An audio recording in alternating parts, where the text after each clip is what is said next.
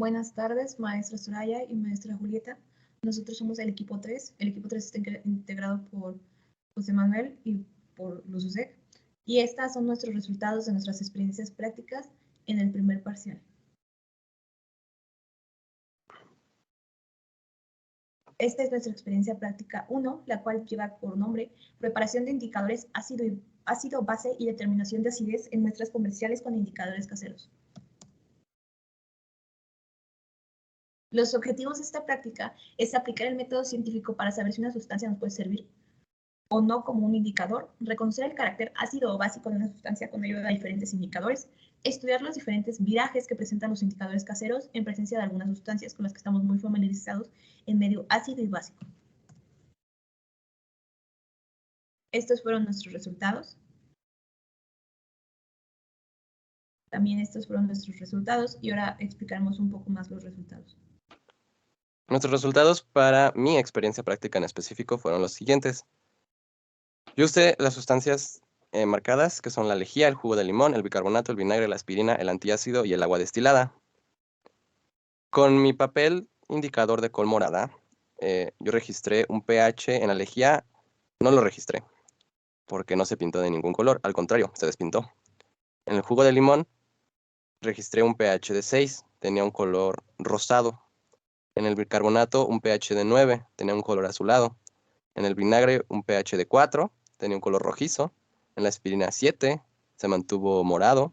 Y en el antiácido y el agua destilada, 7.5, pues, aunque se mostró morado, al igual que con la aspirina, fue un morado un poco más claro. Ahora, con el indicador de color natural, yo utilicé el indicador de zanahoria. Con la lejía pasó lo mismo que con el papel de col morada. Se despintó y no quedó ningún color. Con el jugo de limón se volvió opaco. El color el color naranja pasó a ser un color naranja opaco. Con el bicarbonato fue lo contrario, fue un naranja un poco más claro, un poco transparente. Con el vinagre también se puso opaco. Con la aspirina, el antiácido y el agua destilada se mantuvo naranja normal, muy parecido al el indicador en estado normal. Luego, en la tercera columna podemos ver el pH teórico y su concentración de iones de hidrógeno teóricas, que vendrían a ser las marcadas. Estos fueron mis resultados de la experiencia práctica y podemos ver que yo ocupé como pruebas el agua destilada, el amoníaco, lejía, vinagre, salsa tipo Valentina, Coca-Cola y jugo de limón. Podemos ver que nuestro pH que indicó la tira reactiva de col de Lombarda mostró para el agua destilada un pH de 6, para el amoníaco un pH de 10, para la lejía un pH de 12, para el vinagre un pH de 7 y para la salsa Valentina un pH de 3, para la coca un pH de 7 y para el jugo de limón un pH de 4. Podemos ver en los colores cómo en el agua destilada no hubo un cambio aparente, cómo en el amoníaco empezó a virar a un azul verdoso, como para la lejía viró a un verde claro, para el morado a un morado, para el vinagre viró un morado claro, no hubo una diferencia notoria. Para la salsa Valentina empezó a virar a un rosa muy claro, para la Coca-Cola también viró a un morado claro y para el jugo de limón un rosa. Como podemos ver, pues aquí estuvo el agua destilada, el amoníaco que viró a verde, la lejía, el vinagre, la salsa Valentina, la Coca-Cola y el limón.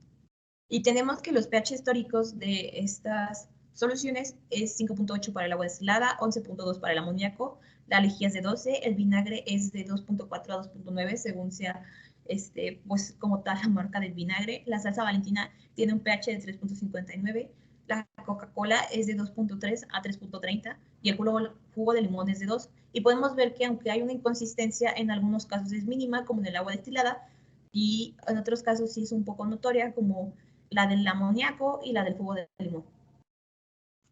Nosotros llegamos a la discusión de que el indicador natural de zanahoria es más opaco mientras más ácida sea la muestra, y que la lejía no pintó la col ni el indicador de zanahoria por sus propiedades blanqueadoras. Y esto es un poco muy interesante, ya que como tal, cuando se hacen tiras con el juguito de la col, que en realidad se llama col de Lombarda, no la podemos comparar los pHs como si estuviéramos usando unas tiras reactivas de pH. ¿Y esto por qué? Porque cuando tú usas unas tiras reactivas de pH, atrás de ellas viene una tablita la cual te indica el viraje y ya ahí te da muestra si tu muestra te acerca más a los ácidos o a los básicos. Y aquí pasa algo muy curioso. De hecho, el indicador propiamente se llama indicador Lombarda, o también lo encontré como indicador de Col de Lombarda o indicador rojo de Lombardia.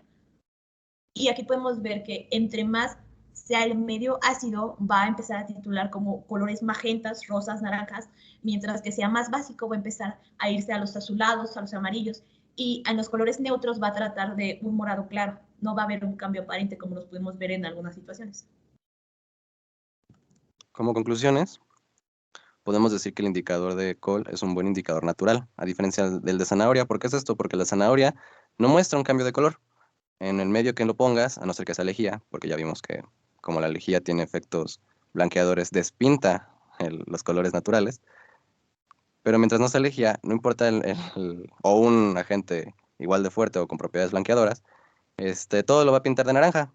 Y solo vas a poder ver si es ácido o es básico dependiendo de la transparencia que obtenga ese naranja, como pudimos ver en la foto de la diapositiva pasada, esta que está aquí abajo. Cuando es más ácido, es más turbio, y cuando es más básico, es más transparente. Por eso se concluye que el indicador de zanahoria no es un muy buen indicador, a diferencia del de col morada, que con las tiras reactivas se pinta de distintos colores y es más fácil su interpretación de su rango de pH. Con el de zanahoria no se puede hacer eso. Y también, añadiéndolo a lo que dije, algunos compuestos presentan dificultades para medir su pH con este método, como lo es la lejía.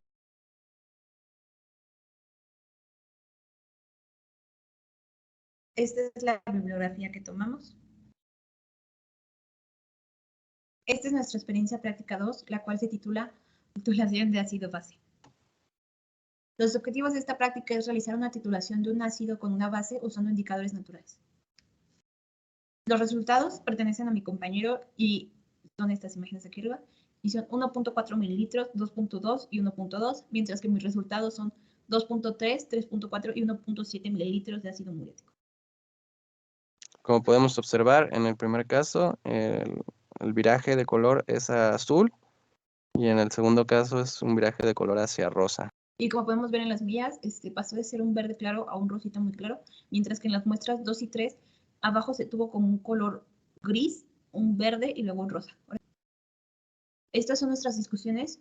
Mi compañero usó un volumen de 40 mililitros, cuya molaridad es de 2.29, y encontró que los volúmenes de los analitos es de 1.4, 2.2 y 1.2, mientras que la molaridad del analito es, para su primer caso, 8.5, 5.4 y 9.9. Él tuvo un promedio de 7.9 y una varianza de 3.5, mientras que yo ocupé un volumen de 20 mililitros con una molaridad del 0.1, y mis volúmenes del analito fueron 8.75 para los dos primeros casos y 6.57.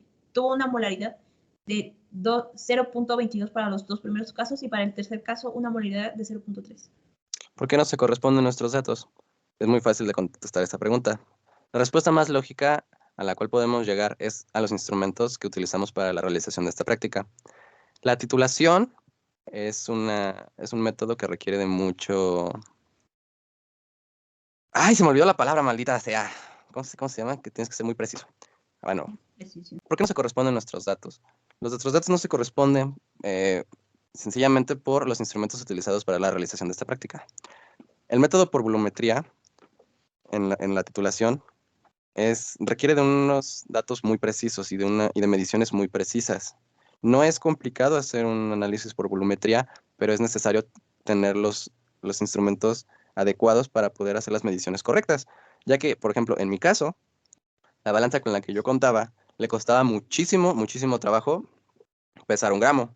Por más bicarbonato que yo añadía, no aumentaba el, el peso registrado en la báscula.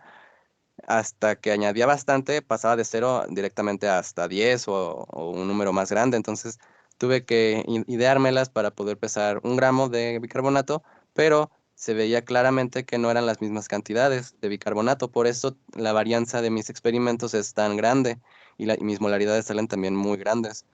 Entonces es muy difícil hacer una titulación sin los instrumentos. Bueno, no es que sea difícil, es que simplemente no se puede hacer una titulación sin los instrumentos correctos de medición. Podemos concluir eso, que los instrumentos de medición son imprescindibles para realizar los cálculos con volumetría, que en este caso vendrían siendo la bureta y las balanzas analíticas. Estas son nuestras bibliografías. Y esto sería todo de nuestra parte. Muchas gracias.